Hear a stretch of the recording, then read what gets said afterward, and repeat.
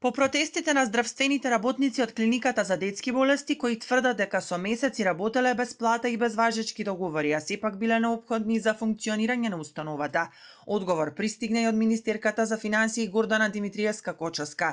Таа е децидна дека државата не може постојано да одобрува нови согласности за ангажмани, посочувајќи дека на клиниката веќе биле вработени повеќе од 65 лица, со што според неа делумно бил надминат кадровскиот дефицит. Затоа како овие лица работеле со месеци без договори без плата, министерката одговорноста ја алоцира кај раководството на установата. Во однос на техничкиот персонал мора да се направи усогласување согласно тоа што го има како расположливо од аспект на пари. И не можам да се согласам ако 38 согласности сме дале на неопределено, сме унапредиле доктори, превземале од други клиники и повеќе од 65 лица во суштина, дали по договор на дело или на неопределено се вработени, мислам дека ние не можеме да даваме согласности само за една клиника. Така, сепак, тоа е значителна бројка за една година и во исто време се грижиме и за останатите клиники.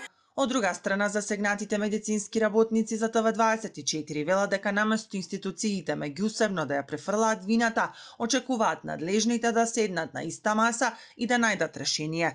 Почитувана министерке, како не знаете дека има вработени со договори? Вие сте тие што ги доцневте одговорите цели 5 месеци. Што требаше да прават луѓето, освен да продолжат додатна работа, како што правеле во претходните 8 години? Разликата е што оваа година одговорот беше многу одолжен, а на крајот добивме негативни одлуки за луѓе кои работеле од 4 до 8 години во установата. Директорот на клиниката за детски болести пак Реджеп Мемеди смета дека решение мора да се пронајде, бидејќи овој кадар е неопходен за нормално функционирање на болницата. Според него од вкупниот број ангажирани лица 23 се здравствени работници, 18 медицински сестри, 4 лаборанти и 1 биолог. Ние во декември минатата година пративме барање за продолжување на истите договори, обично финансии, доцнат со одговори на сите клиники, но овој пат официјален одговор добивме дури на крај на април негативен. Тие луѓе доаѓаа на работа, оти ние имавме потреба од нив.